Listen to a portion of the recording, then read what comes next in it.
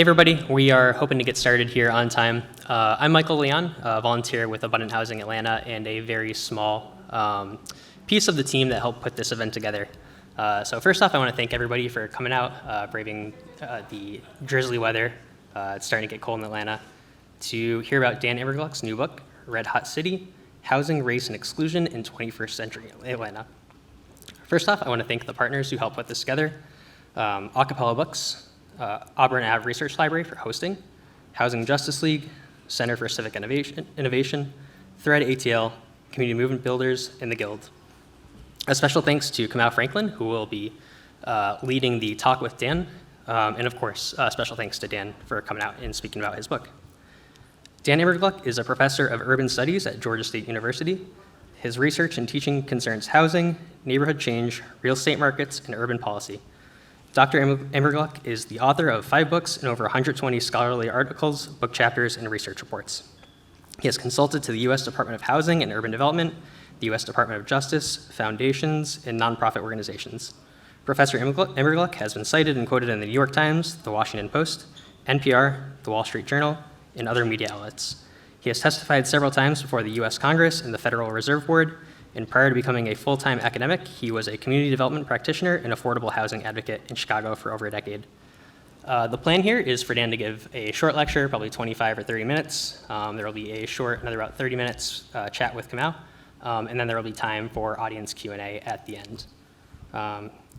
So without further ado, Dan, if you want to come on up.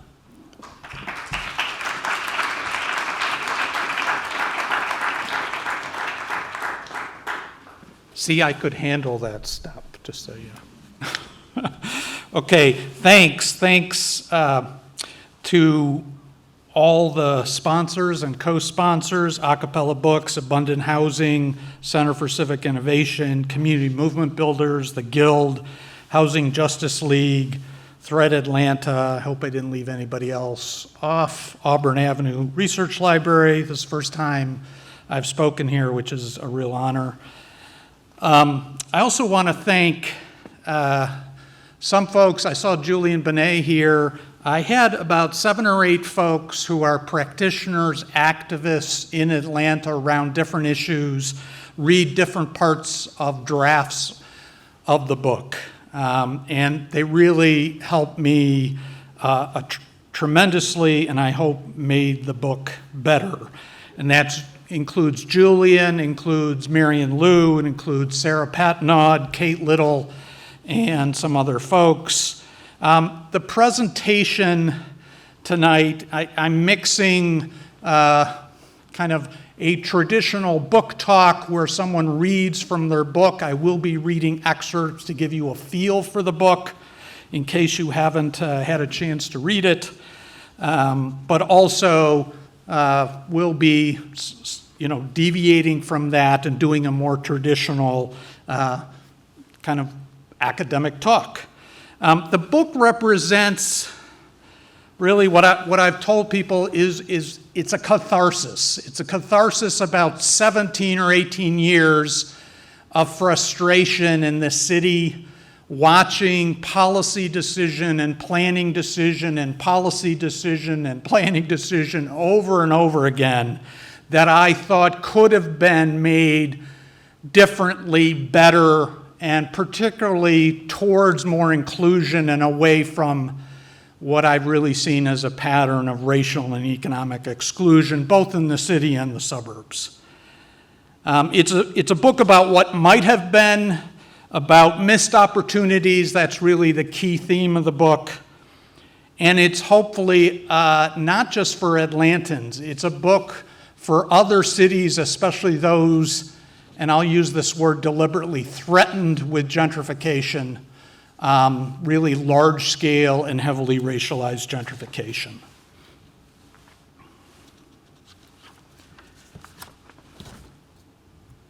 The book starts with a recap of a great deal of excellent scholarship on 20th century Atlanta, with a little bit thrown in additional to that.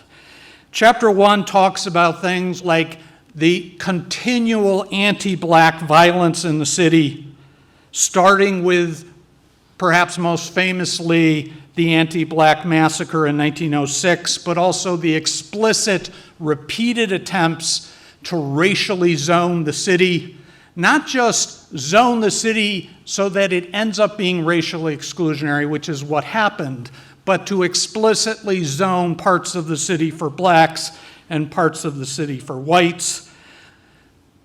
Chapter 1 also talks about what Atlanta is really famous for in urban politics, which is the black-white biracial regime, the Atlanta model of regime politics, where the emerging black power structure in the 20th century was to some degree co-opted but subordinated in partnership with the white corporate power structure. And that's a structure that was a regime that was perfected by Mayor Hartsfield, but continued throughout the century, even under black mayors, and I would argue still continues today in the city proper. And the book also talks about, chapter 1 also talks about the process of negotiated racial transition and black neighborhood development in both the city and the near suburbs which became black suburbs that were mostly later incorporated into the city in 1952. The book talks about that 1952 annexation as an annexation of whiteness, an annexation of Buckhead and other suburbs in a kind of last-ditch effort to maintain white electoral power after blacks were finally given the vote in the Democratic primary, which they had been excluded from, despite that being unconstitutional. It talks about many of the processes that I think folks in this room likely have studied, such as urban renewal, the use of state roads as well as federal expressways to isolate and segregate black neighborhoods, and the process of black neighborhood removal, both through highways, but through urban renewal and other tactics, not just federally supported, but also state and locally supported. It talks about black suburbanization, which Atlanta really was the birthplace in many senses of black suburbs. Black suburbs well before World War II, many of which were later incorporated into the city, but also the growth of black suburbs after World War II and especially after the 1970s, with the suburbs being often the destination for blacks moving into the metro, especially towards the end of the century when the city became more expensive. It also talks very critically about the concept of Atlanta seeing itself, the city seeing itself as a shrinking city, as a city on the decline, especially in the 70s and 80s and even 90s, despite kind of incipient gentrification. And perhaps most importantly, most directly at least, as a forerunner to what happens in the next century, it talks about the Olympification of the city and the impact of that Olympification on public housing and housing stock in the city. And I write in the chapter, by demolishing stigmatized and problematized sites in the city and dispersing the poor residents living there, the Housing Authority provided an important ingredient in the revalorization of the city, including in key locations such as the Old Fourth Ward, Midtown, Eastlake, and others. By dispersing the poor away from these sites, the agency assisted the real estate market in exploiting substantial rent gaps. With public housing removed and the reality or perception of lower crime and fewer black low-income neighbors, real estate investors could put the land to quote-unquote its highest and best use, which often effectively meant higher income and fewer black residents. Chapter 2 moves into the 21st century, the next two chapters focus on the city proper, and chapter 2 focuses especially on the Beltline. I write, no redevelopment project in the Atlanta region, and arguably in the country, has been more transformative than the Atlanta Beltline. In the early 2000s, developers, consultants, boosters, and many public officials saw the promise of a major city-led public-private partnership built on the back of expected rising property values to reshape the city.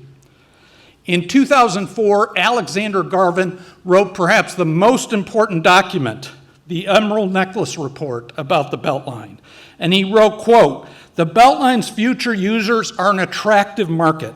Early word of the project has already accelerated real estate values," unquote. The idea that speculators were already scooping up properties and bidding up land values wasn't a problem for Garvin, and it wasn't a problem for most boosters of the Beltline.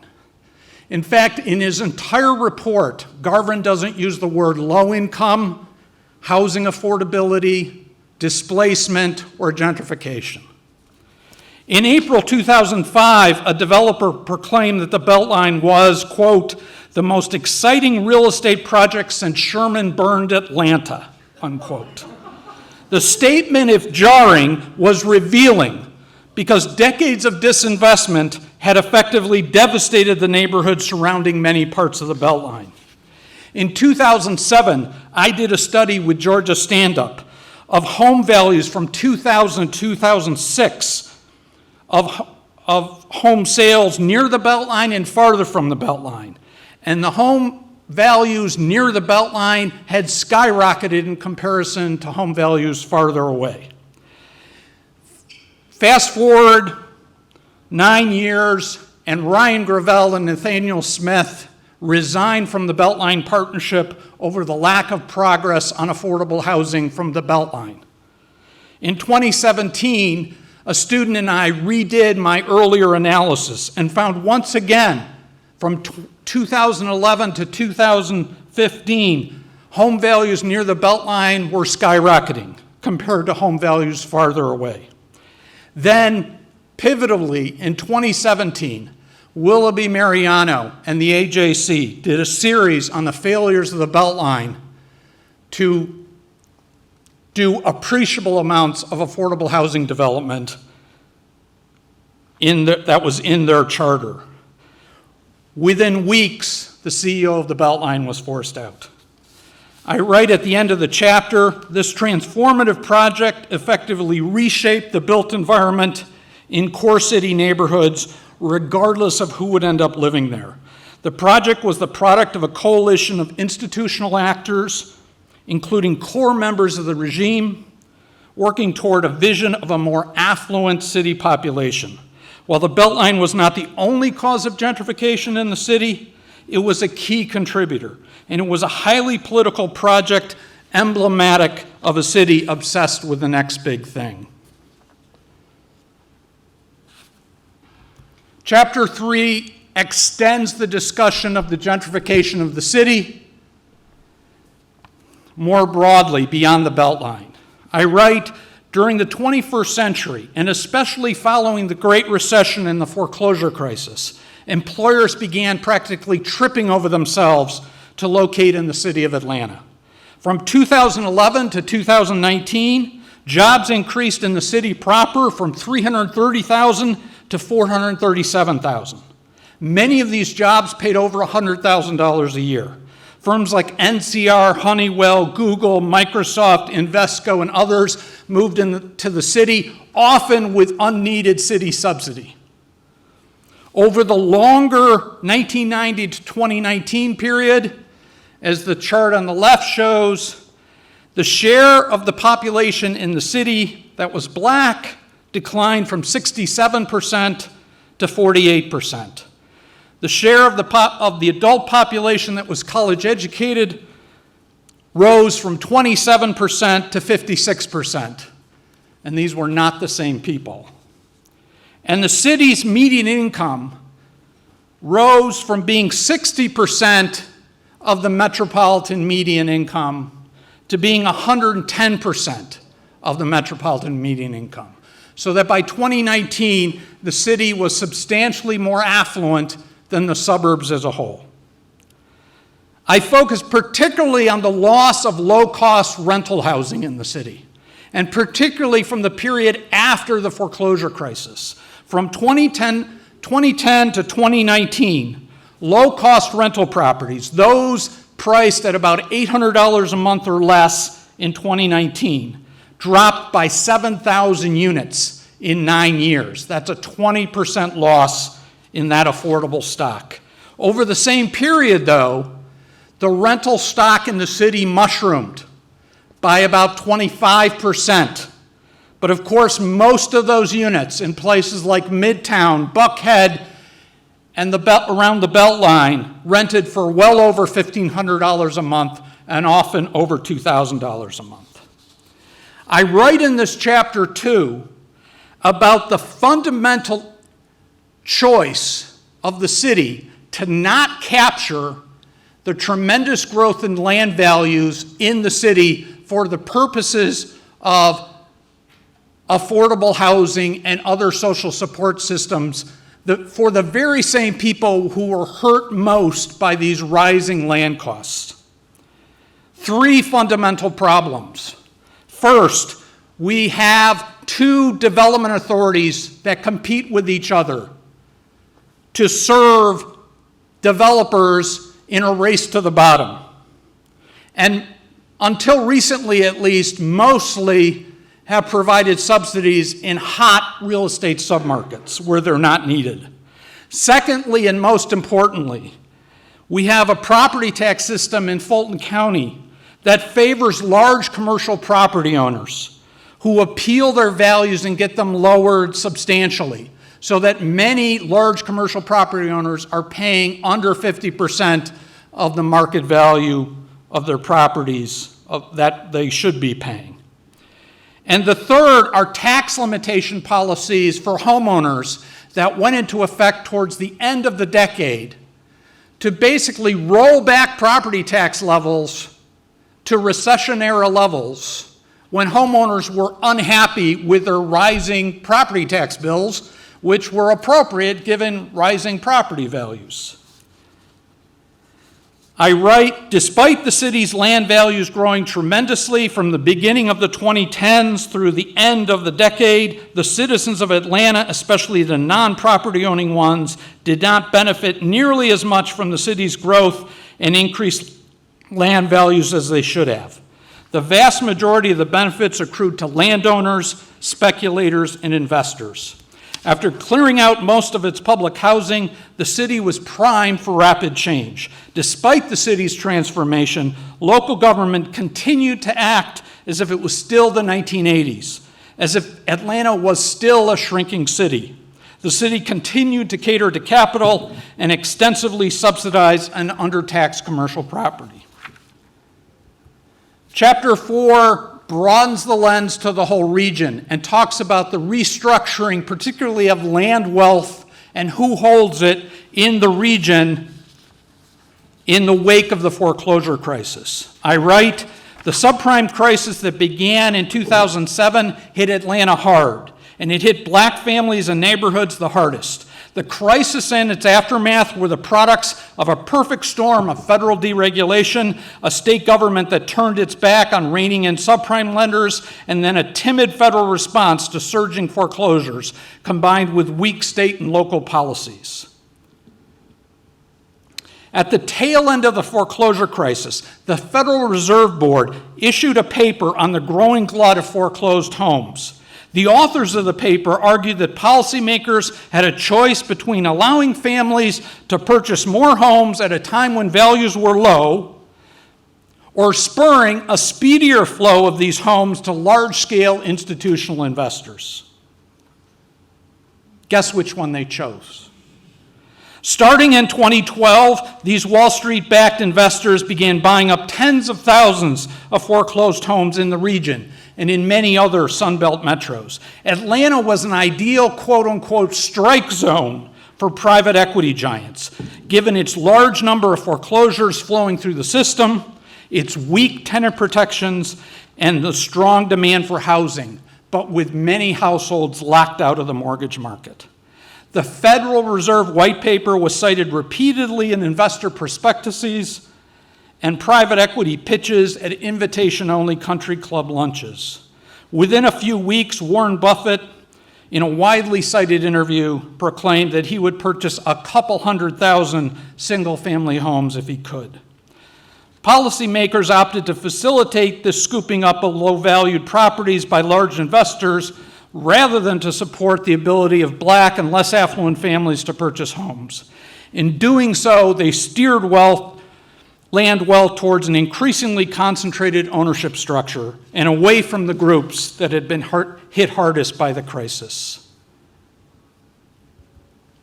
Chapter 5 shifts to the suburbs.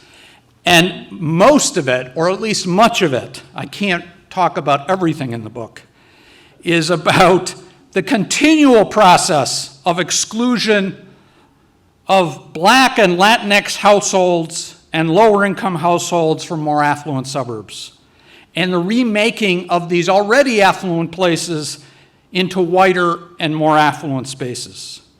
I talk about the suburbanization of poverty, where suburbs, especially in the 5 core counties, did see increased poverty, but in concentrated ways.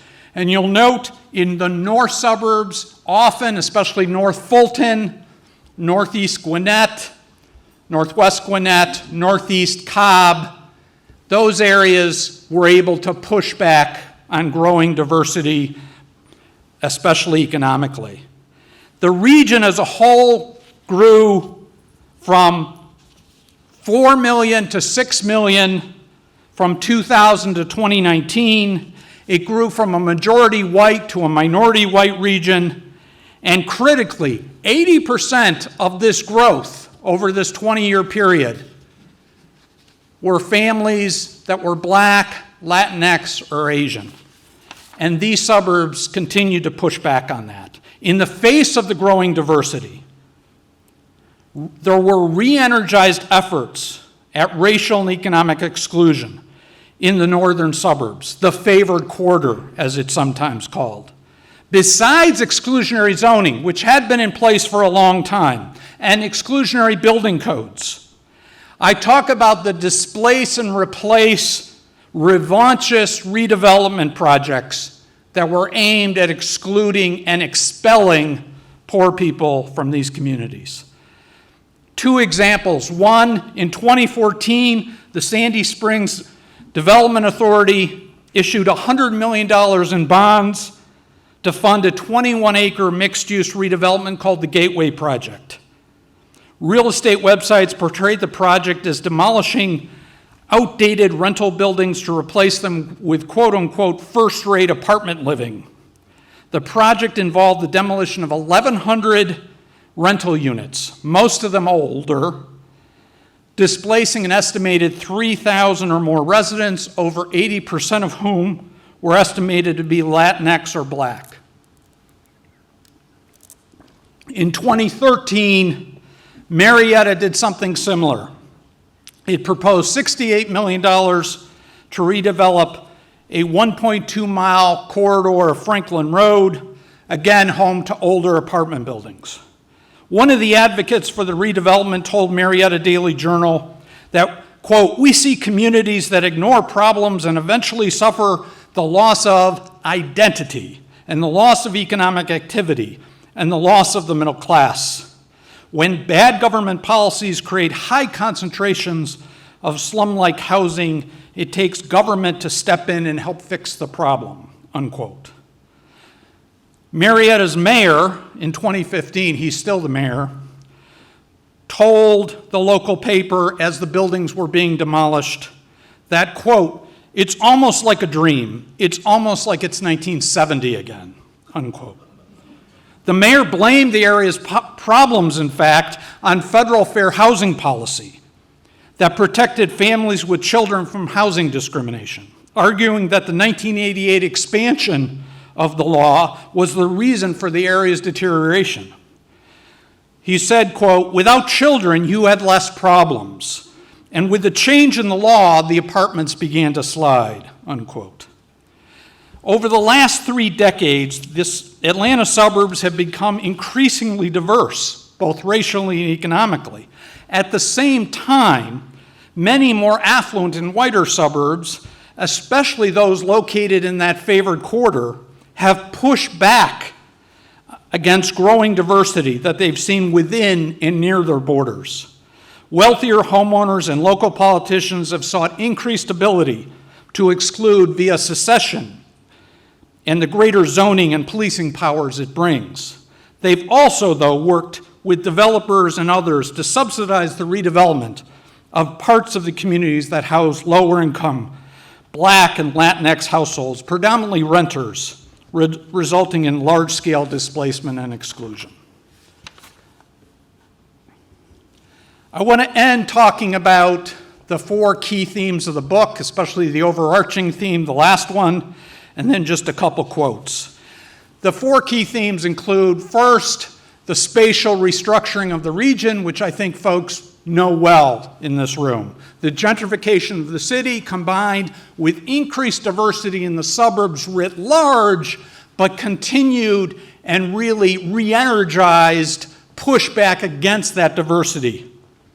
The second is the failure of the city to capture the tremendous increase in land values, to share some of that with the folks who have been hurt the most by it through affordable housing. The third, which I did not have time to go into, is that state government, like in many blue cities, red state scenarios, has shaped redevelopment at the local level, often to the detriment of those most vulnerable to exclusion and displacement. It serves the interest of landlords, developers, lenders, and homeowners associations. Local governments are given power by the state to exclude and displace, but not to provide stronger tenant protections, not to provide rent control, and not to provide fair housing regulations or source of income protections. And finally, and the overarching theme, is that cities and suburbs have passed through this series of inflection points during which planning and policy choices have repeatedly favored exclusion over inclusion. I'll end with a couple of paragraphs from the conclusion. Some witnessing the sorts of racial and economic exclusion described in this book argue that these patterns are inevitable in growing cities like Atlanta. Where the conditions are ripe, they suggest that rampant gentrification is preordained, a product of market forces that cannot be altered or slowed. Such responses are perhaps understandable, especially without grasping the mechanisms of how urban and suburban places get reimagined, reshaped, and remade. They reflect a failure to understand the reality that, like it or not, government is responsible for establishing and regulating many of the institutional structures within which markets operate, and so bears a significant share of responsibility for racialized exclusion and displacement of poor communities. The changes in Atlanta over the last 25 years, much like the changes throughout the 20th century, are not the result of apolitical, impersonal, anonymized market forces. The city is a politically and socially constructed space, and its trajectories are the products of policy decisions. No single change in policy or planning will by itself reverse these trends of exclusion that bear down hardest on those whose lives are most precarious. Yet changes to how projects get done, how they are financed, and whether planners and deal makers are forced to consider the immediate and longer-term questions of who benefits and who is harmed from the next big place-making project can and do make a difference. Many of the policy choices that have been made in the region since the 1990s could have been made differently in ways that would have led to less gentrification and displacement, more housing stability and affordability for low-income families, and less reshuffling of poor families from one place to another. Thank you.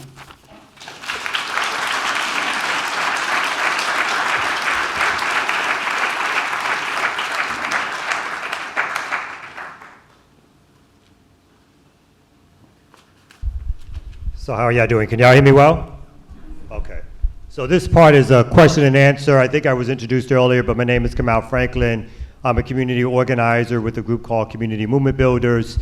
Dan has been an ally, a person to lean on, someone who's given us data, information, solutions, and someone who has dedicated his time and energy to this, probably like no one I've seen in this city. And so it is a pleasure to sit down in conversation and communication with you.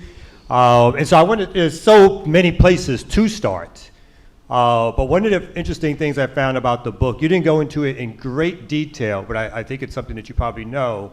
I wanted to start with sort of Maynard Jackson and the era of what possibly could have been or described as Maynard Jackson, the first black mayor who was going to challenge capital, who for a while seemed to be challenging capital, but created the MPUV system. So can you talk a little bit about how Maynard did challenge, and then what was it that set Maynard back? So what was it like doing his second, third, I think and fourth terms that he was pushed back into a place of being, let's say, back in bed with capital or allowing capital to do what it wanted to do?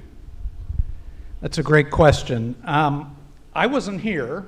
I am old, but I wasn't here during Maynard's first term, but my reading, and I've done a good amount of it, and other people may have input, and I've gotten perspective from some folks who were here on this question, but my reading is it wasn't even the first term, meaning he didn't even make it through the first term before, as I said in a different venue, he was called to the principal's office. And someone said, "Who was the principal?" And I said, "Coca-Cola."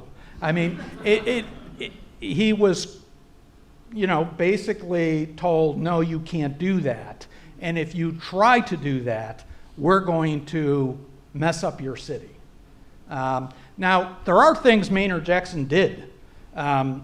Arguably, and I knew this before I came to Atlanta 18 years ago, arguably one of the most successful kind of affirmative action programs in contracting of any mayor in the 70s or 80s in terms of especially getting airport business to black-owned firms, that kind of thing.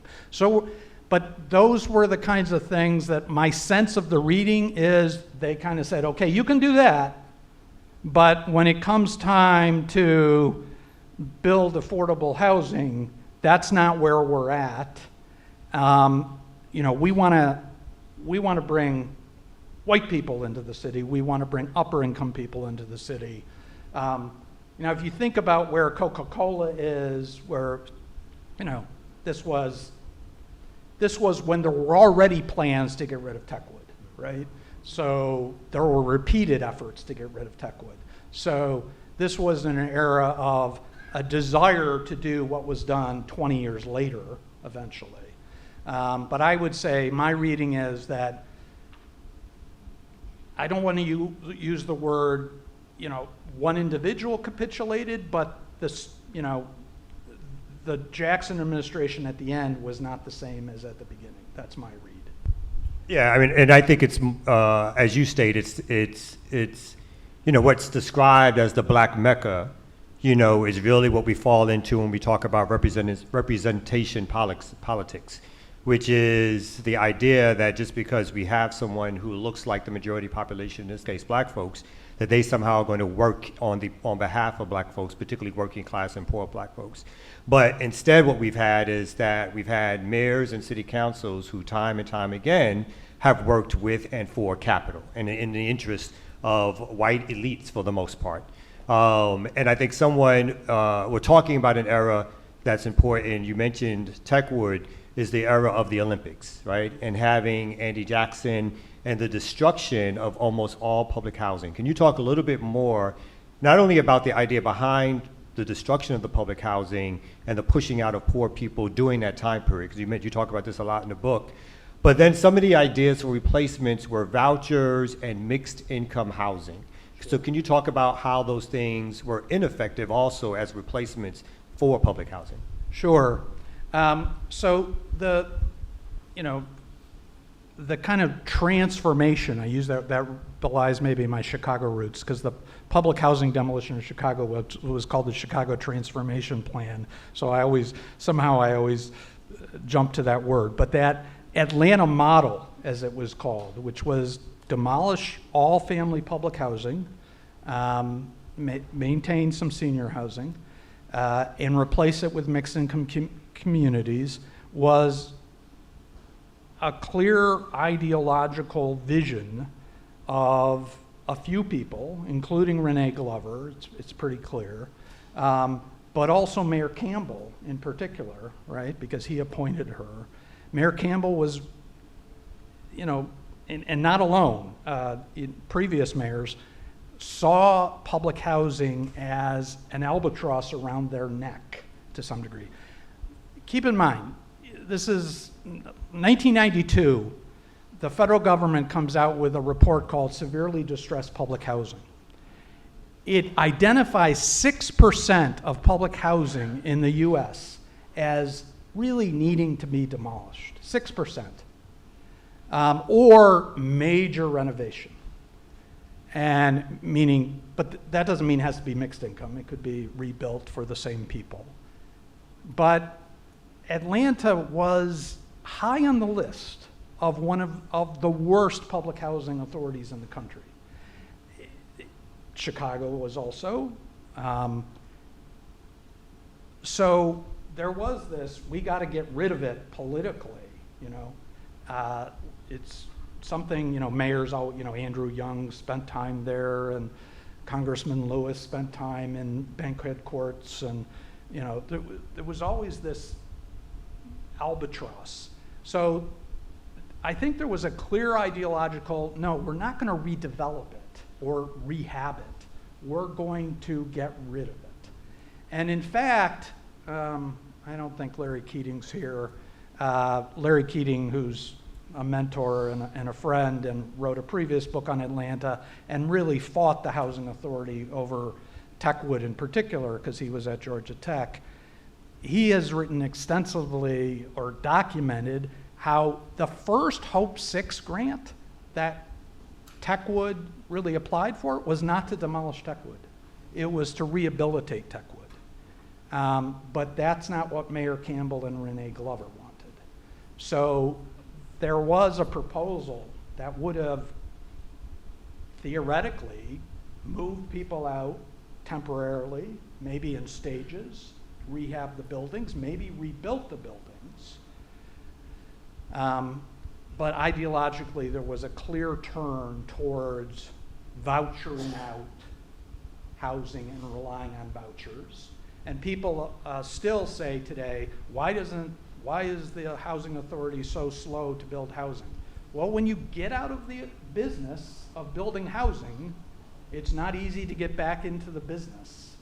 And now there are signs that they're getting back into the business, but they're moving very slowly still.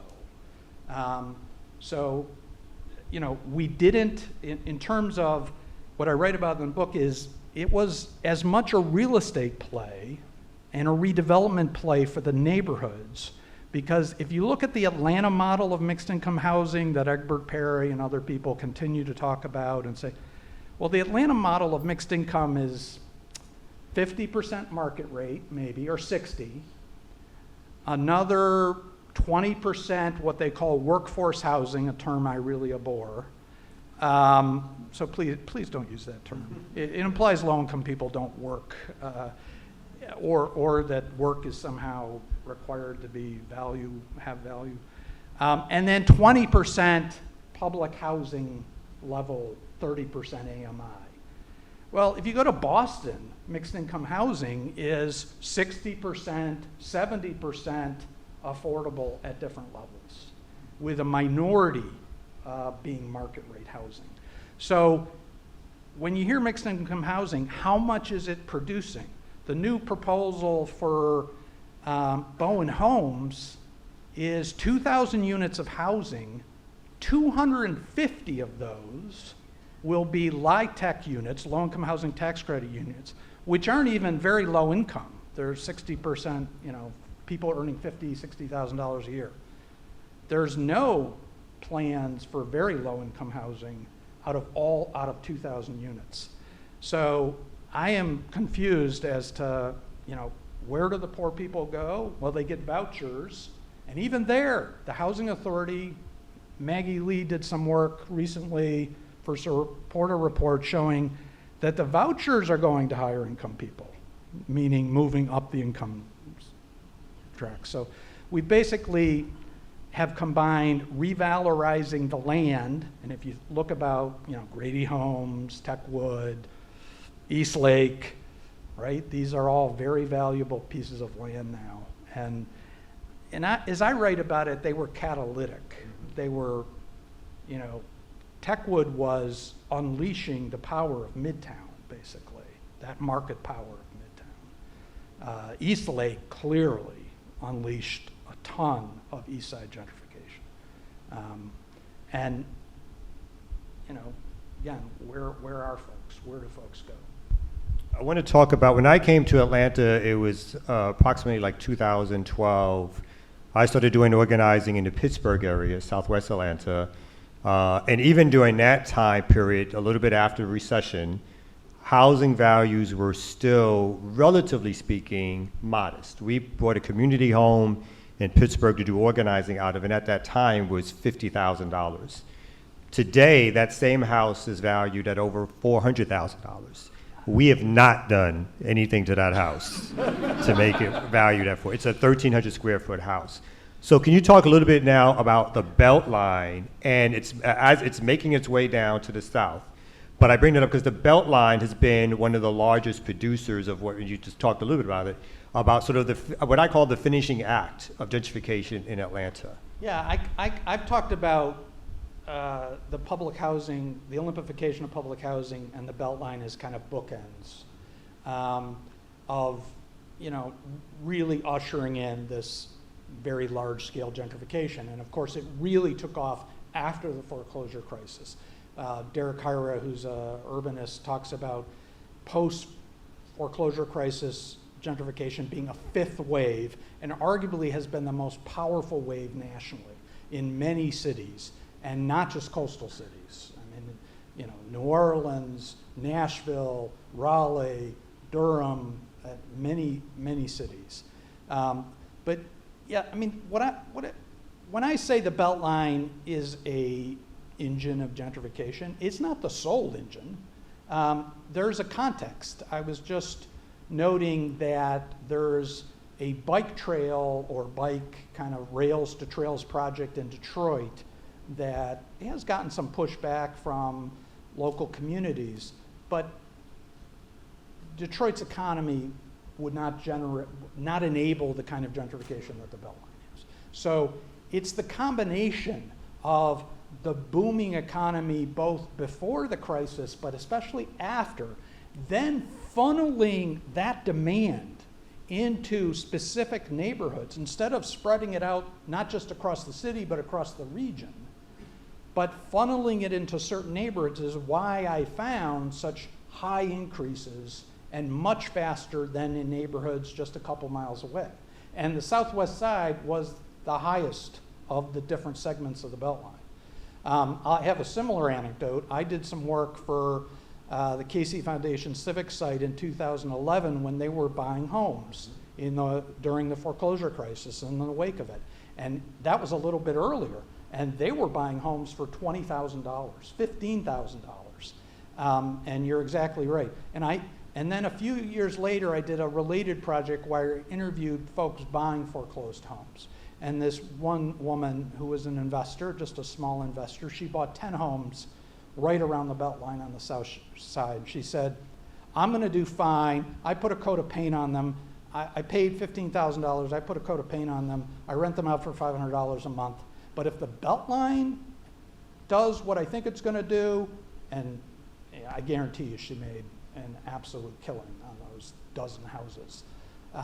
So yeah, as Nathaniel Smith said to me recently from Partnership for Southern Equity, the Beltline vision of connecting communities, of connecting neighborhoods across the city became a real estate project. it became a public-private partnership real estate, a subsidized real estate project. And it got away from the folks who had other visions, including transit, but also just, you know, the vision of a park. And the answer to me was, instead of doing what Alexander Garvin said, which was start with trails, he specifically said, start with the trails and the parks, that will increase the values. Well, that was exactly what they did. So they should have bought land before they did the parks and the trails. I mean, that would have been, and that's what the 11th Street Bridge project in DC is trying to do, whether they do it enough. And I don't know if people saw the LA River. The LA River project is like the Beltline on absolute steroids in terms of what it could do to lots of Latino communities. And you touch on this in the book. So it seems like Atlanta has a kind of chip on its shoulder around who gets to live in Atlanta, right? Not only the overt racism, sort of like historically and present, but also a chip around the way in which it moves to displace poor people or working class people and to bring in middle class folks, mostly white folks, from other areas to advertise for that, to again, make it a sort of a corporate mission for these folks to come in. So I think you touch on this a little bit about sort of like the what I consider sort of the chip on the shoulder of Atlanta. Yeah. Can you talk a little bit about why you think Atlanta, because obviously other places are gentrifying too, but the speed of it or the way it's happening here seems somewhat unique. Yeah, no, I think it is one of the, I mean, other studies have also argued it's one of the fastest gentrifying cities, at least post-crisis in that period. Larry Keating wrote about this in terms of the kind of inferiority complex that Atlanta has, being, you know, southern, that southern cities often tend to, even if you go back to Henry Grady and, you know, the New South and being kind of wanting to be like the northern cities. But clearly the whole kind of, and I would say Mary Young is perhaps most famous for the notion of, let's make it a world-class city. Let's internationalize it. And I do think there is a lot of that, and that has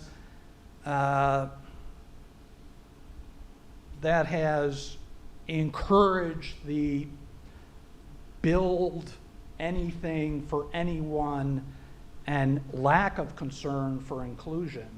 And I'm sure I'll make some enemies by saying this, but the early language, I do have a part in the Beltline chapter about this, the early language around transit on the Beltline, some of the advocates that said, we don't want bus rapid transit or bus, we want rail. I read through all these comments to MARTA. They were all like, we want to be like Amsterdam. We want to be like, it was this real world class, we want to be a world, nobody likes buses.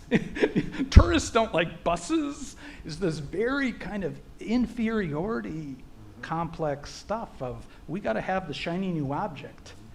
I see it in, you know, the Stitch proposal. I see it in just always chasing the next big thing to, I mean, Atlanta's on the map. We don't need to be on the map, right? You'd think, I can kind of see that in the shrinking city mindset in the 70s and 80s. But I feel like we ought to move past that by now. And again, I'm actually to stretch a little bit in terms of what you did talk about in the book, because you mentioned that sort of radical organizers or organizers today and or yesterday sort of were not strong enough to push back because of the strength of the elected officials, again, let's say black leadership, preachers and the rest of it, mixed with capital. So what do you find to be the weaknesses of organizing in a sense of challenging this sort of behemoth of capital? Yeah, it's a really good question. What's the name of Alton Hornsby's book? Power in Dixie, something like that. It's a great book. I really recommend it. It's about black power in Dixie. Maybe that's the title. And he writes in there about, it wasn't that Atlanta wasn't a seat of black organizing.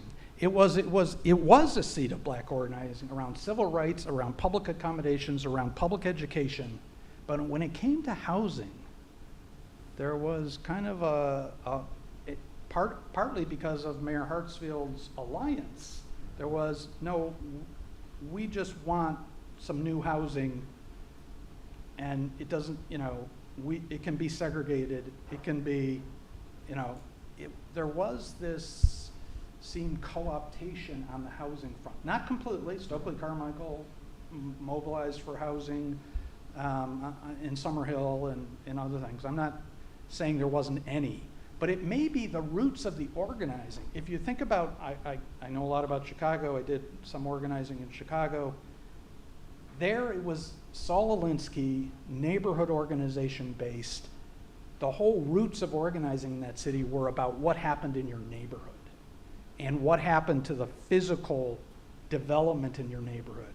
One of his first big wins nationally was organizing against the University of Chicago with the Woodlawn organization. It was about neighborhood development, spatial, housing. So, when I was there in the 90s, I worked for a community development corporation. There were 120 community development corporations. Half of them had roots to Saul Alinsky root-based, Industrial Areas Foundation or Acorn or other groups. When I came here, it was like, where are the community organizers? I'm not saying there weren't, but this was 2005. There just weren't nearly as many, and even given the size of the city. And there was also more of a what is written about, Clarence Stone writes about, the go along to get along kind of system. There's just a more oppositional culture in Chicago or Boston or some older industrial cities than there is here. No, I think I I don't noticed mean it. to. Oh, no. I'll say what you can't say. Well, maybe you're trying to be delicate about. Yeah. Is that there feels like in Atlanta, like you say, get along, there's a black leadership, right? Atlanta is built as the black Mecca. And so within that, you have folks who are striving to be connected to what they see as political power, and they'd rather do that either collectively and or individually, as opposed to being an opposition force to those in power or to those in charge. And I think you're right. There's other cities where there's a stronger, a more obvious opposition that has strength and partners with even those who have some resources. But here, those groups, and I think that even plays out in sort of the history of the civil rights movement, where you didn't have some of the rebellious activity here in terms of black power and other things that you had in some other places, because of the closeness of middle-class black folks to the administration, hoping to get a quote-unquote seat at the table. So I think that's true of Atlanta in terms of my reading and even my being here during this time period. I know we're going to be closing soon for this part, or we can do, okay, all right. I thought she was going to make me do some question and answers real soon. So I wanted to start talking to you, though, about what you see as, we're in a hard period, right? We're in a period where this gentrification, as you mentioned in some of your photos, 68% of the population used to be black. Now it's down to 48%. The population here is wealthier than it's ever been.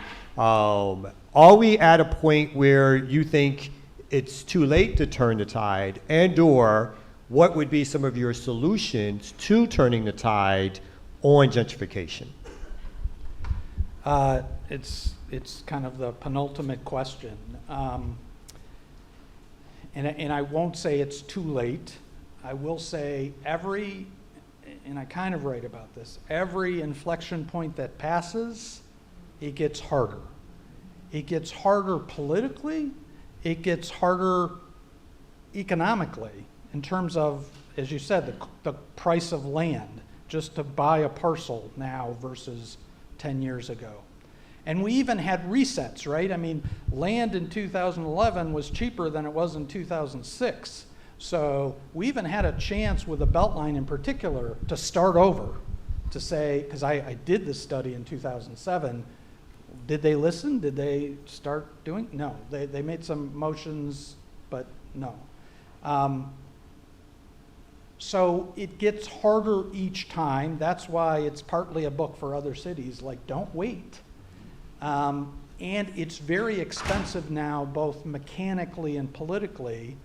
The number one thing proximately that I think has to happen from the city's perspective is this thing that Julian Benet, who's really taken the lead on in terms of pushing, is fixing the property tax system so that the corporate property is paying its fair share of taxes. Now, there's a corollary, there's a second part though. If that happens and nothing else happens, and he and I haven't talked about this, but so he might disagree, my fear is it will, all that extra revenue, and it could be, for the city alone, it could be over $100 million a year.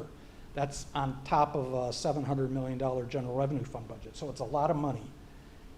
My fear is that will turn into more police and fire or property tax breaks for homeowners. Neither of which are where I think most of that money should go, but it's me. But if a third of that could go to serious affordable housing, you're starting to talk real money instead of $7 million a year in a trust fund, which is symbolically nice, important that that step was taken last year, but the real money, but my fear is, even if they fix that public finance revenue problem, now longer term, it's a much bigger task and it involves state power. And obviously that's, electoral issues, and we didn't have a great run for those issues lately. But how do you build power for improving tenant protections, for getting more authority to raise money for housing through new means? You get it through local control, ironically, meaning get the legislature to stop preempting things and to allow local governments to decide they want to allow source of income tenant protection. Or maybe even, this is a tough one, rent stabilization. But the only way to do that in my mind is two ways. One is build tenant power, and we just need much more tenant power in the state. And secondly, get mayors of the 7 or 8 largest cities to start caring about this and seeing it in their interests, because right now they don't. And the Georgia Municipal Association is an obstacle, if anything. So, I point to the Metropolitan Mayor's Caucus, not that it's a great organization in Chicago, but when Mayor Daley, not that I was a fan, this is Mayor Daley Jr., but he wanted some housing things done, or at least his housing people, and the statewide municipal association wouldn't push it. He formed a mayor's caucus and they got some things done. And he was supportive on trying to regulate subprime lenders. And so through that caucus, we got some support at the state level. It's about organizing and power building. You talked when you were speaking a little bit about the investment funds and the purchasing BlackRock. Can you talk a little bit about when, in terms of the time period in Atlanta, a little bit more about when they got involved, and then how much property, to your knowledge, that they've started to amass? And again, this is post the recession. This is post where the big thing for investment companies were not purchasing housing, but chopping up the mortgages. And so that brought us asunder. But then they come back with this new idea of, okay, let's actually buy these homes and start doing the same thing to rents that we were doing to mortgages. Yeah, it started, so you're exactly right. I don't know if people have ever heard about, on NPR or something, the giant pool of money explanation for the financial crisis, for the foreclosure crisis. There's all this money sloshing around, mostly from rich people and pension funds, and it's looking for the easiest place to go to make money. The least regulated, the highest rate of return, and it was subprime mortgages, right? And those crash, and this giant pool of money starts shifting directly into real estate. Both multifamily real estate, a lot of the multifamily apartments that you see around the city that have been built since 2011 have been funded with private equity. But then in 2012, the Federal Reserve writes this white paper. They really started kind of talking about this stuff in 2011, and Fannie Mae and Freddie Mac started talking about financing it. But they basically give the blessing to saying, this is a good investment. And you know, when you're trying to raise $300 million to go start buying some homes, the best thing you can have is a Federal Reserve white paper saying this is a good thing to do and that there's profit in this. And so they just flooded, you know, first it was Colony Capital, then it was Invitation Homes, which is Blackstone, and then, you know, and they started in 2 cities, really, Phoenix and Atlanta. Really Phoenix first, then Atlanta, then the Florida cities. And they moved in quickly, and they did most of their buying in about 3 years, because they were buying foreclosures, and foreclosures dried up. And then the pandemic hits, and they see rents going up 15, 20% a year in some cities. And they're like, I got to get some of that. So they raised a new tranche of money, and they started buying homes again in 2021.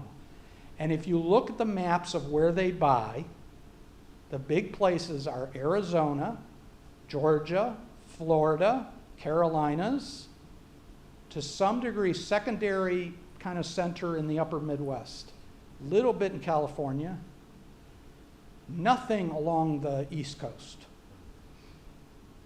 Now, one thing is they want lots of renters, so they want jobs. These are places where jobs are growing, mostly.